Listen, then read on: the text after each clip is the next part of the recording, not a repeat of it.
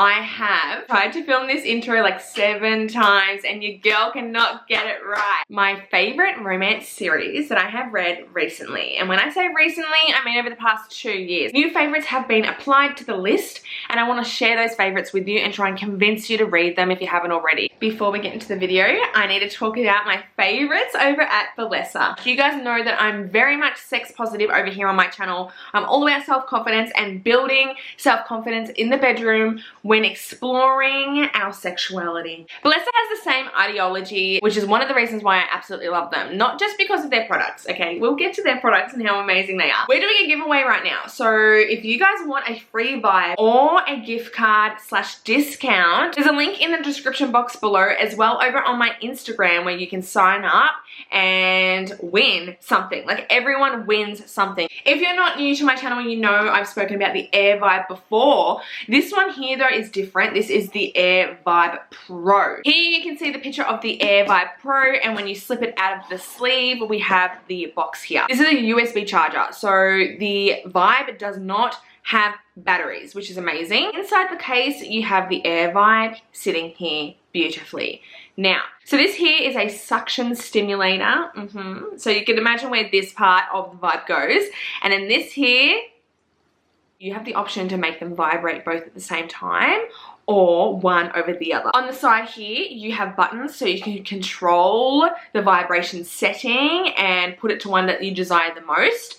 And I also want to say about the Air Vibe Pro, because this is the Pro, they do have the regular. The Pro comes with a remote. This gives you the option to have it inserted or, you know, placed in the right position, and you don't have to actually touch it with your hands, and you can use the remote. This would be so fun to use with your partner if you have one, and it also would be convenient if you are single and you just want to self-explore and enjoy some self-care. You're welcome, and enjoy your vibes, baby, because you know what? I am. I have many top favorite romance series of all time, right? But today, the ones that I'm going to mention are fairly new. I am such a snobby bitch when it comes to romance series. My brain burns out, I get bored, I get tired of series very quickly. I need adrenaline and like a deep connection, as well as twists and turns and a really decent plot to keep me entertained. It takes a lot for me to become obsessed. And when I say obsessed, it's like a hyper fixation that is just like really intense. Nothing else matters. My head is in this book's universe. I cannot leave. I won't leave. I refuse to leave. A lot of these are paranormal and fantasy based. Now, I know many of you on my channel would like to read contemporary or just dark romance. You don't really delve into paranormal or fantasy much. I'm here to try and change your mind, because I was the same once as well, until I got burnt out from reading regular romance, and now I love a paranormal, and I'm really enjoying my fantasy journey right now. So I'm going to try and convince you to read these, even if you don't read fantasy or you don't read paranormal. This series here I've been talking about since 2021, I believe. I believe I've been talking about it for that fucking long. But I need to put it in this video because as of recently, a lot of people have been DMing me and asking me for like series recs and stuff, and I've been telling them to go here because this is what opened up the world of paranormal romance for me. And I'm so glad that I read this when I did. This series here from Karina Halley is so underhyped. I rarely see it anywhere. That's why I've plucked it off my shelf and placed it in this video today. I simply just don't see it enough, and it is incredible. It's a 5-book series. You can read them as standalones, but I advise you not to do that and to read from the beginning to the end and kind of get to know all the characters, because this is a found family. Once you get to know everyone in the first book, you kind of want to see their stories as well, and you fall in love with them all individually. So that's the good thing about this series, is that you get the chance to explore all their relationships, not just the original first couple. This duet here is about Lenore. She's about to turn 21 and she's really wanting a beautiful, nice 21st birthday, but instead she gets kidnapped by a brooding, old as shit vampire and ends up learning so much about the world she didn't think was going to be possible. This has a lot of dark themes in it and is one of those series that fully takes you out of reality and puts you in a different world, and you're just like, what the fuck, I wish this was real, but it's just fiction and words on fucking paper. Think the originals with like the older original vampires and then twist it with like Buffy the Vampire Slayer, kind of. It's so unique. It was the most beautiful, amazing experience reading this. I could not fucking stop. I didn't sleep. I love when I find a book and I can't sleep, baby. I'm delusional for the whole week. Now, if you enjoy Lenore and her ancient vampire and their love story, you need to read Night Wolf, and this is a part of the series as well. It's a standalone. As I said, you can read them all as standalones. Night Wolf is a friends to lovers between a vampire and a human, and you meet these two characters in the first two books. Then we have Blood Orange and Black Rose, which is another duet. In Blood Orange, you meet Dracula, the original Dracula, what the character Dracula is based off. He has a lover, and they have history. I really can't say much about Blood Orange and Black Rose because it is one of those series that you don't want spoilers when you're reading it because it'll ruin the experience. But just know you meet Dracula as you meet Wolf and Amethyst in the first two books when you meet Lenore. So it's definitely found family and I love it so much. It's dark, it's gritty, it's paranormal as fuck. Some wild shit. The Sins of the Fallen series by Harley Beck. I actually don't own the paperback, which is so unfortunate. I need to buy them. I am a absolute weakling when it comes to fallen angels. If the paranormal story has fallen angels in it, I'm a goner. There is something about an angel that's fallen from grace that gets my heart pumping, baby. And The Sins of the Fallen was something that I did not expect. And it's just honestly wild. So there's 3 books. Touched by Sin's the first one, then you got Touched by Darkness, and then you have Touched by Death. I haven't read anything even remotely close to this series. And when I read it, I had no words. I was fully obsessed. It was so different and unhinged and smutty and so dark. Harley Beck is a dark romance writer. She also writes a lot of horror erotica. She is phenomenal. A great indie author to go to, especially if you're slumping and you're looking for something new. So first off, this is a reverse harem. Fallen angel, dark romance. Do what you will with that. But listen to me. Listen to me. I usually don't like insta-lust, and this book opened up with a hell of a lot of insta-lust, and I just was here for it. It's so rare for me to read insta-lust and be into it. Like, usually it turns me off. But with this, I was like, okay, let's get down with the fallen angels, bitch. Think of a angel living her life in heaven, and she decides to go outside the gates because she's curious.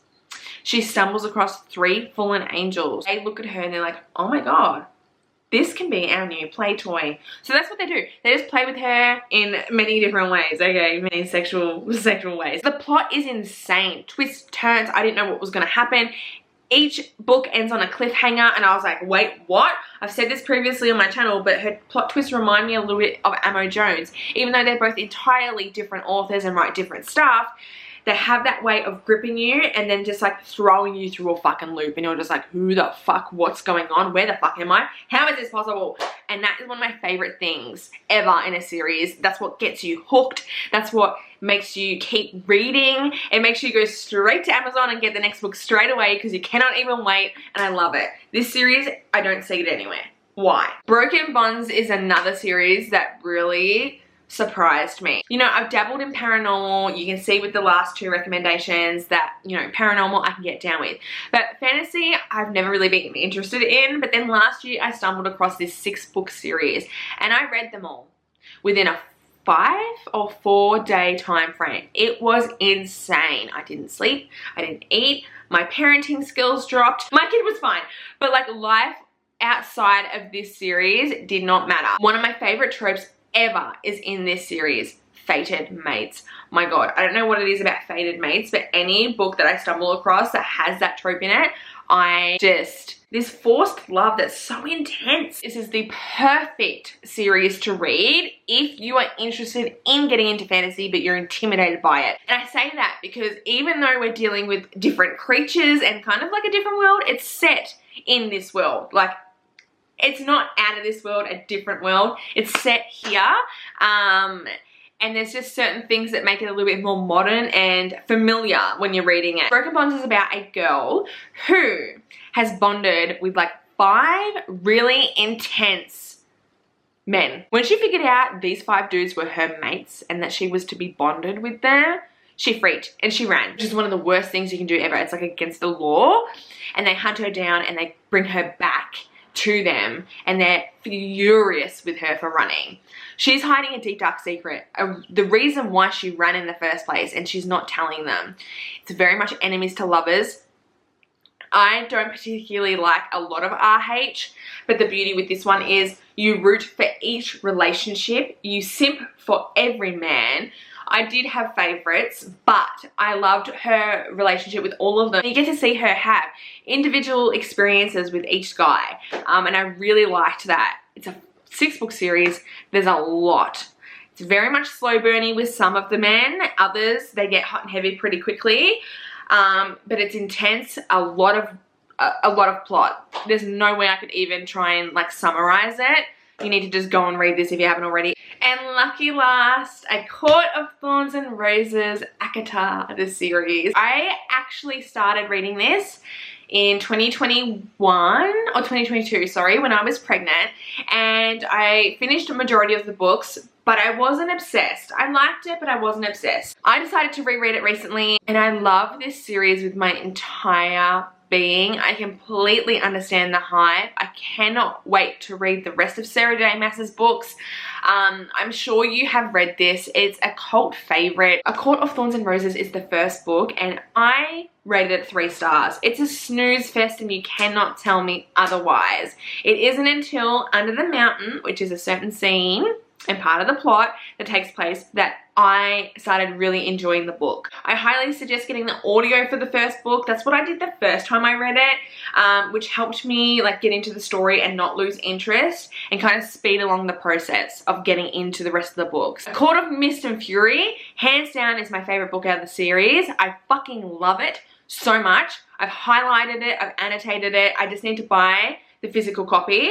I did actually own them ages ago, but I ended up selling them. Anyway, I need to buy them again because I love them. I just love the second book the most. It's just like my heart and soul. So many things happen in that book that just get me going. Now, how do I summarize A Court of Thorns and Roses? You've got a human girl, and I'm only doing this for the people that haven't read it. Okay, so just quickly, you've got a human girl, different world, baby. We're talking full-blown fantasy. We've got high fae, fairies, bitch, like people that have magic powers and shit like that, all right? So we have this continent that's split into different courts, and a human girl who's living behind the wall in the human land. So humans do live in the same area, but they just don't interact. The human, Feyre, she ends up getting through the wall. She encounters the High Lord of the Spring Court, and a relationship blooms. But that is just a peanut of the story. So much more happens, and I cannot say anything else because I just can't. It'll give too many things away. If you type in A Court of Thorns and Roses on TikTok, it'll tell you everything. But when I started reading it, I knew something about the story. I knew about Rhysand before I even started the series, and I was waiting for him. And when I met him, my God, Rhysand is the High Lord of the Night Court, and he's everything and more. Him and his Bat Boys, baby. Fucking stop.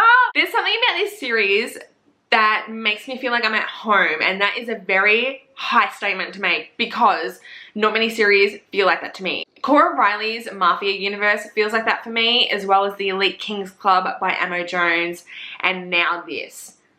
I will reread these books until the day I die. So they're all my favorite new romance series. They were all paranormal and fantasy, which is such a weird thing for me to say because I never really thought that I would go down this route, but here I am, baby. I hope you enjoyed. I hope you read these if you haven't already. If you have any book recs that fit in the realm of these books that I've just mentioned, let me know in the comments below so everyone can jot them down for themselves. Hope you guys enjoyed this video. Don't forget the giveaway. Link is down below. I'll see you guys very soon. Bye.